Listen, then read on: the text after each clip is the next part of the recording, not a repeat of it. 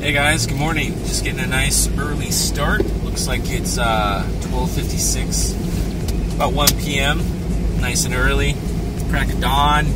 I just felt really tired. Like I had a hangover. I've been traveling so much, and I don't drink. I didn't mean a hangover, but I'm just tired, man. And I've just been in a coma back there. I got great internet connection, so I've been watching some movies. That's been awesome.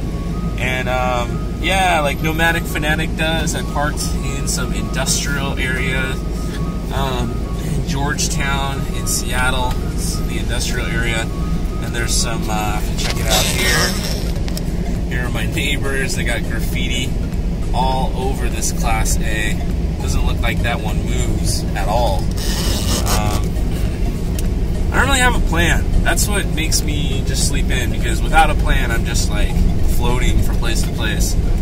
I gotta come up with a plan. Good score, there's Harbor Freight Tools. I wanted to pick up some more padding for my really hard, uncomfortable bed. In like 1 minute of not knowing what to do, I see a Harbor Freight now. I know what to do. It's 1 p.m. It's a bit unfortunate this time of year up here. It's dark around like 5 p.m., even 4:30. Need right now is some coffee. I just opened up Google Maps and clicked the little voice thing and it said, navigate to Starbucks. I see some pho across the way. See, it's not that hard. Dude, how cool is that? Table on the side, pocket for storage, folds up real nice. Real nice like. I walked around the store like 4 times. Got him.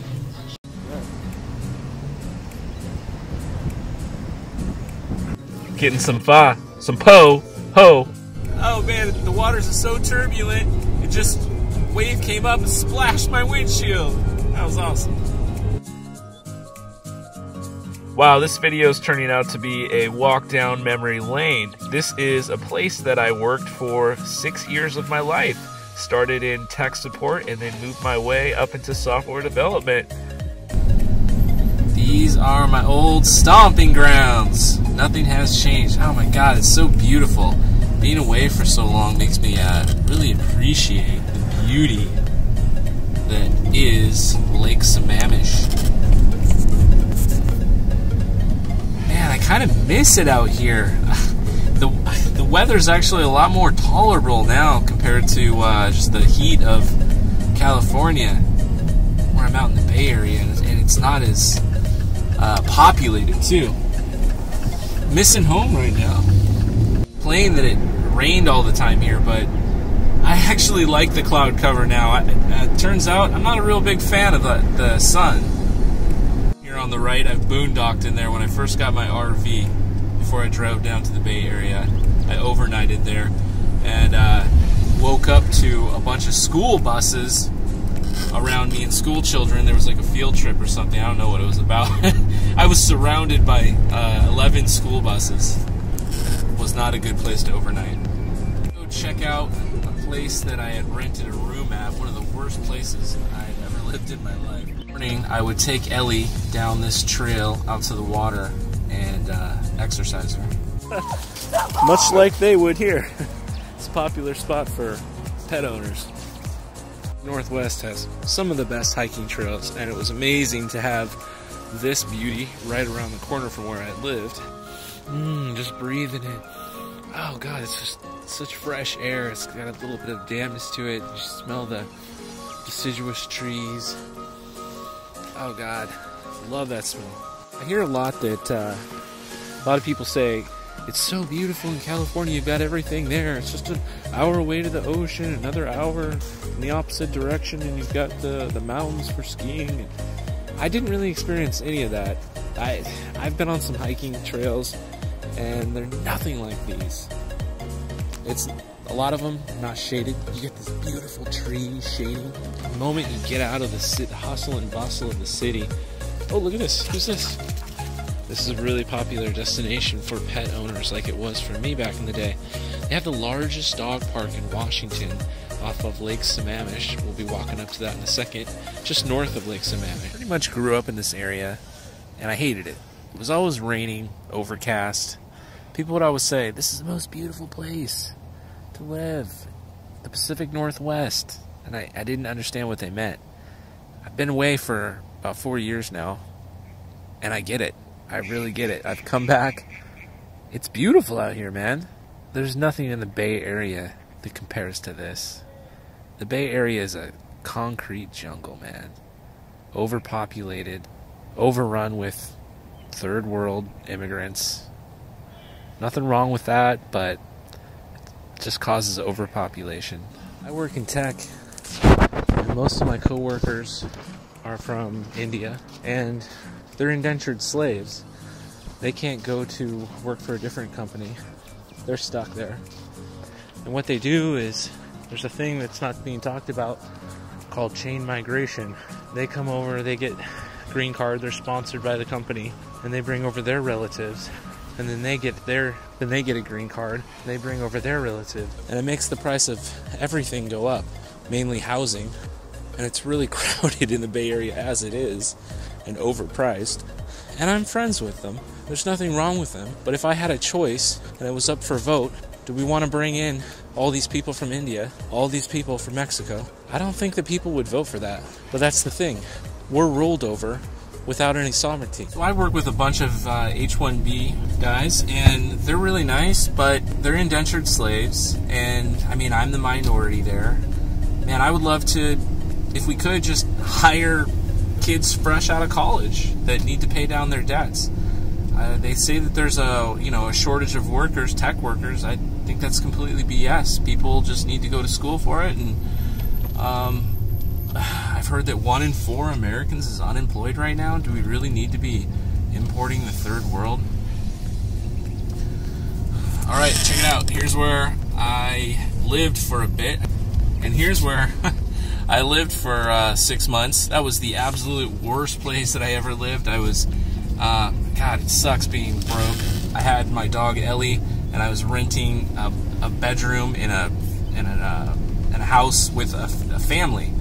And they had 2 kids, and when the parents were gone on the weekend, the kids would throw parties, and I was just tucked away, crammed in my bedroom, just me and Ellie. And then they had 2 dogs of their own, and they would all bark at each other and cause havoc in the backyard. And she would call me when I'm at work, "Nick, your dog's barking loud," like, oh my God. So I had to like skip work and then come home and take care of Ellie. And it was $550 a month. Yeah, it was just complete hell. So moving into an RV was like a huge upgrade for me. A place to myself, 4-wall with no one on the other side. We're bombarded with diversity. Diversity is our strength. It's so great. But, I don't really think it is. The studies are showing that diversity causes distrust in communities. Anytime you bring that up, "Oh, that's racist. You're being racist. That's racism." I'm fine with them being here, but I think if you put it up on the ballot for a choice, do we want to be bombarded by unrelenting immigration, as Joe Biden says? Wave after wave of unrelenting immigration?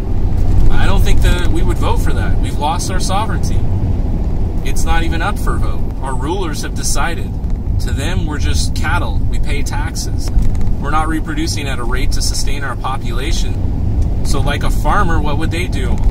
They would bring in more cattle. If their cattle population is decreasing, they would bring in more cattle. And that's what they're doing. The corporations are colluding with our government to bypass our laws, create these H-1B loopholes. The reason I'm talking about this is because it affects me personally. I've lost jobs to H-1Bs. Had 5 H-1Bs start at my job, and then a month later I'm let go saying that there's not enough work available. There's not enough work. And I'm told, oh, my skill set doesn't align with what they need done at the moment. But I had been doing, that type of work for the last couple months. And I'm way more qualified than the H-1Bs who didn't even know how to do the day-to-day tasks, let alone this skill set that they mentioned, Terraform. I was much more advanced in it than they were. They won't tell you, but it's all about cost. Because natives, cost more to employ. But no one cares about the tech workers. No one's trying to look out for this oppressed minority of tech workers. What people don't realize is those jobs that are going to H-1Bs could be going to college grads. This is Pine Lake. This is the lake that I lived on for 2 years. Okay, I didn't live on a lake. I lived next to a lake. It's not like I'm a creature from the sea or anything. I lived on the other side of the lake, and I lived there for 2 years, and the rent was $750 a month. And which one is it? This thing doesn't zoom in far enough, but it's right in the center of the frame. I can see it, but maybe you can't. But there are 2 kayaks. The red kayak is still there, right next to the water. And I would take Ellie out on the kayak, and not every morning, but often go around the perimeter of the lake all the way back there and then around there, and that was really good exercise. And I are here, Pine Lake. That's Lake Sammamish, Bellevue, Seattle. Now when I'm making videos after meeting some subscribers in real life, this is real people. These are real people watching my videos, and they think I'm funny. But now I feel like I have this I have to be funny, and I'm not always a funny guy. I just want to be me. I'm not gonna always be funny. It's just I'm gonna be me. I'm gonna, some days are good, some days are funnier than others. Today I just got a little reminiscent. I even got a little political. And I notice also, when I'm in my van, I get a lot more people looking over in curiosity. Like, what is going on with this van? It's because these solar panels, I'm not as stealth as I once was. But that's okay, because stealth is just a state of mind. You like that? That was very Casey Neistat of me, huh? So it was actually really cool to speak to some subscribers, people that have watched my videos for a long time, to get some feedback. Some of the feedback I got was that some of my long-term subscribers unsubscribed because I got a little too serious. I was out of travel mode, and I understand that. And some other feedback I got was that I was doing these mixed timelines.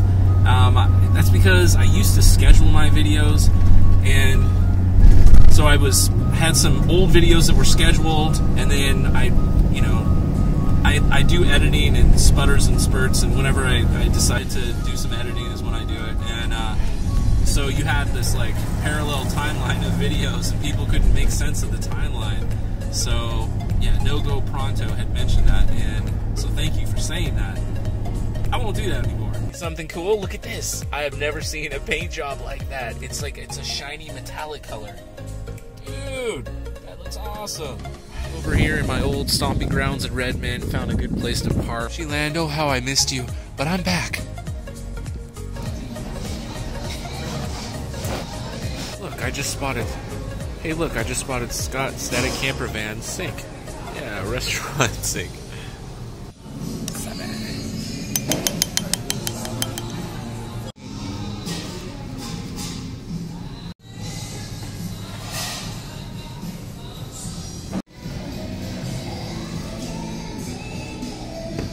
Yeah, unfortunately that place kind of went downhill. The quality's a little bit worse off.